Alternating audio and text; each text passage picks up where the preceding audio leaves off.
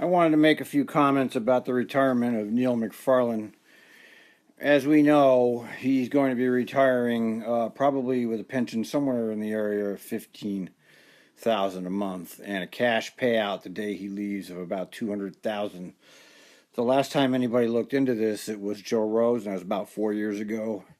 And his pension calculation was something like 12,800 a month, and his payout was 169,000 a month. But that was 4 years ago. So I would imagine by now, I remember the sock puppets gave him some extra vacation not long ago. So that's how public officials get around the pay raise caps. They take vacation payouts. And these people are basically royalty. They don't actually work. Neil goes around the country and represents Trimet at various functions. They're aristocracy basically. They're the aristocrats that make these obscene salaries off of the taxpayers and basically don't do anything for the taxpayers. But that's how they set it up. I mean, this is government. Don't forget, and government always creates this aristocracy around its tax revenues. Example, the governor and the legislatures of Oregon just picked everybody's pocket for $5.3 billion. They didn't bring it to a vote. I guess they knew they'd lose, so they didn't do it. These government officials are smart. If they don't think they can fool you, they'll just come find another way to get the money out of you. In Oregon, they just passed the tax increase, which translates, by the way, to $1,400 per person. And they created this whole. I studied it. I read all the material. There's a whole new bureaucracy. It's just like a Trimet type bureaucracy. It's a whole new bureaucracy, and they're going to do exactly what Trimet does. They're going to hand out money to whoever. That's what Trimet does. They hand out money. Supposedly, it's all fair, and it's it's all we're going to do this properly, and everybody has an equal chance to get it. But that's not true. So this new bureaucracy they've just created to administer the $5 billion is going to be accountable to the governor. The governor appoints the head of it, of course, and the board is they did something called accountability. The government always tells you nice things that, oh yeah, we're going to be accountable about this. So look, we set up an accountability, and then they handpick the members, kind of like a Trimet board, where, if you think there's any accountability from the Trimet board, you're just an idiot.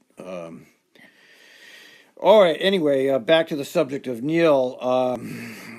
Those of us who've worked here know that he really did destabilize the working conditions of the employees and made it pretty miserable for most of us. I know this was never said, but I know that there was an intentional drive to get rid of the old employees. They wanted us out because they wanted the new employees that don't get defined pensions and they don't have any health care. So they got rid of they did as best as they could to get rid of all of us old timers, and they succeeded mostly. Most of them are gone.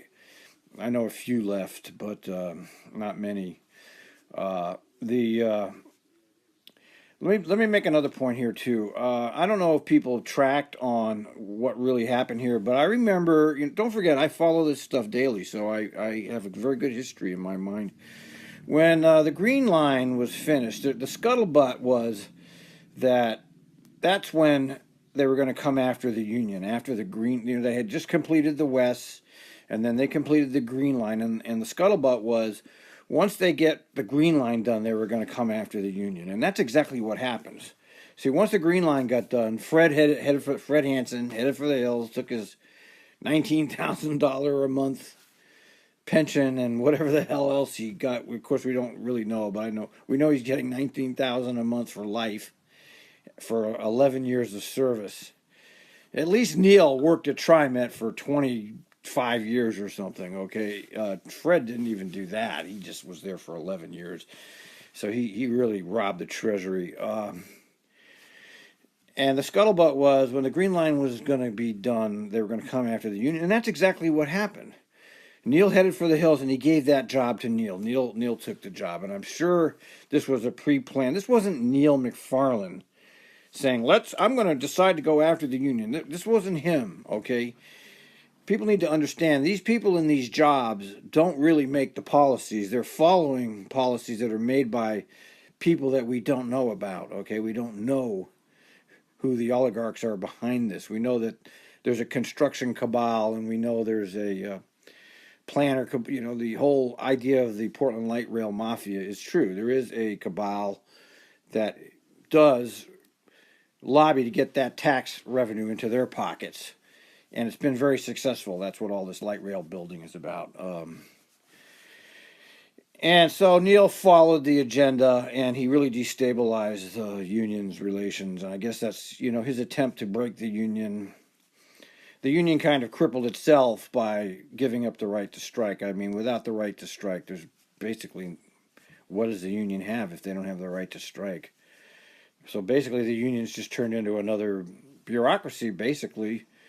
They have helped people keep their job. I know they were instrumental in keeping Trimet from just axing me right out. The union didn't like me, but they did take my case. The union wasn't all that in favor of me when I was there. Of course, I had everybody's pissed at me. The Trimet, the union, none of the people that are involved with Trimet actually like me.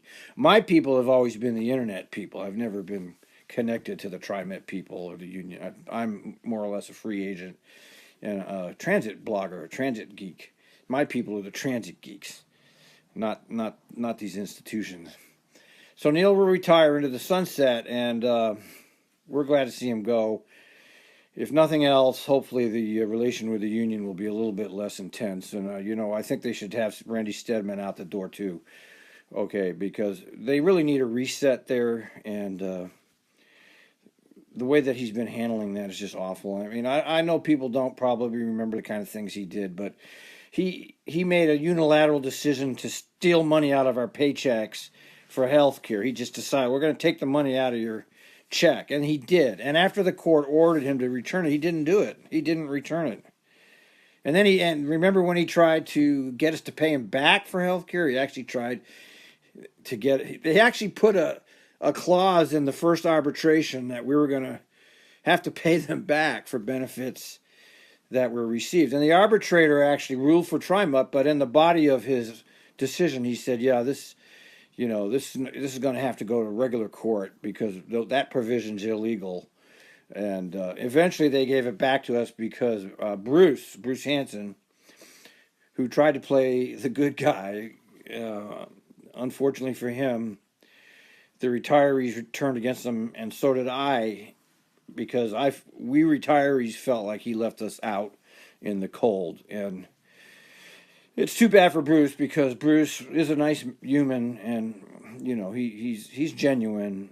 See, the difference between Bruce and all these other people is Bruce is not a sociopath, okay, and all these other characters are. And when you're dealing with a sociopath, you really need to be a sociopath. You can't be an honest, upstanding citizen and work with sociopaths.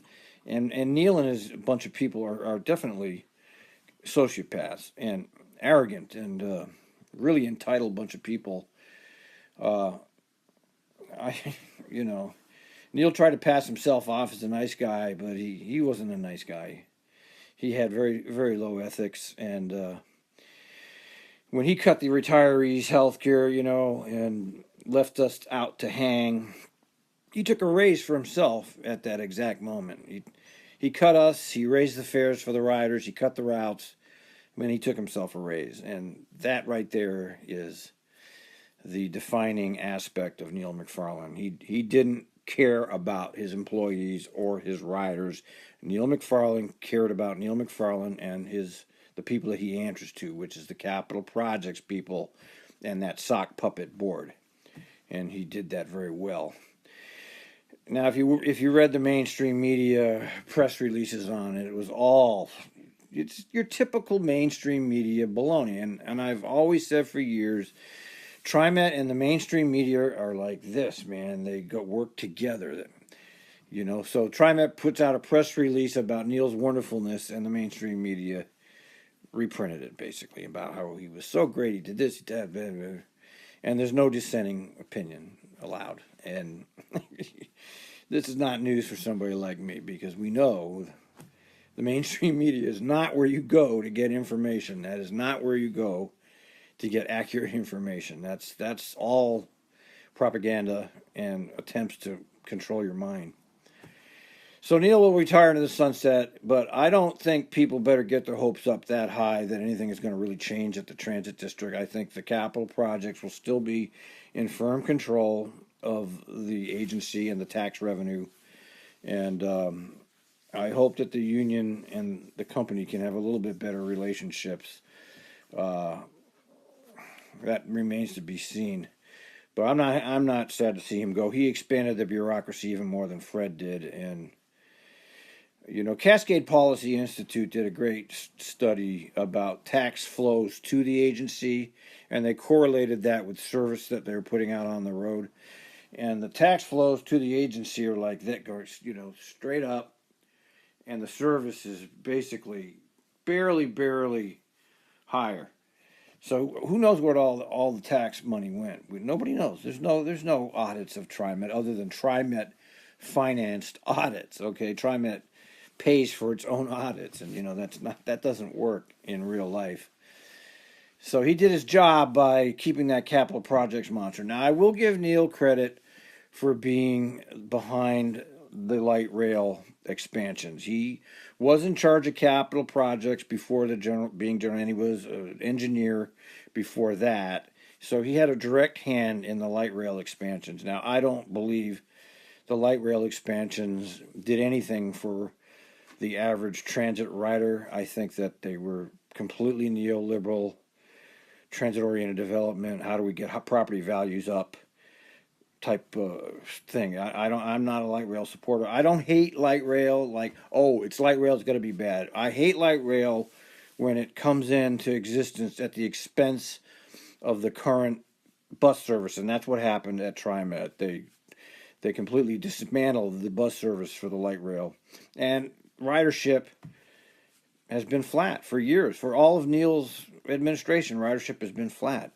And that's not because people aren't using it, by the way. That's because they don't have enough equipment and enough drivers to actually meet the demand. In other words, Neil's management didn't do anything to expand the service to the people that needed it. And that's proven by the ridership statistics and the fact we know that it's crowded at rush hours. They put their money into capital projects, and the board, they're just not there for the riders or the employees. They are not there for us.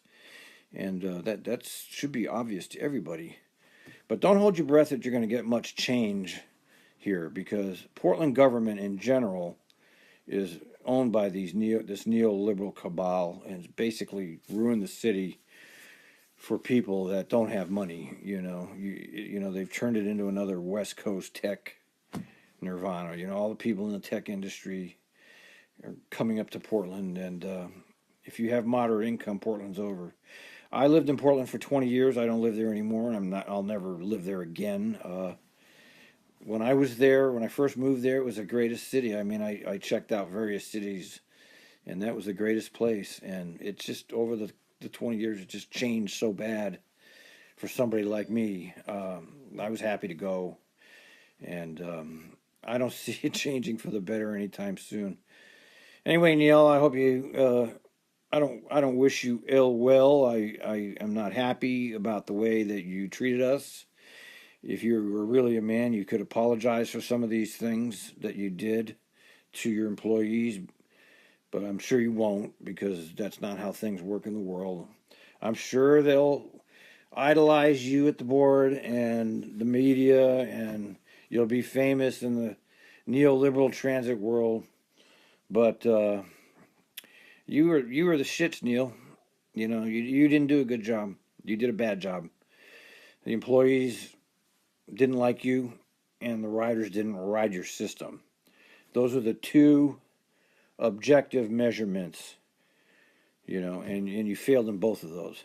Of course, you did a very good job filling pockets of your neoliberal buddies, but, that doesn't help people. And I guess it's just America, right?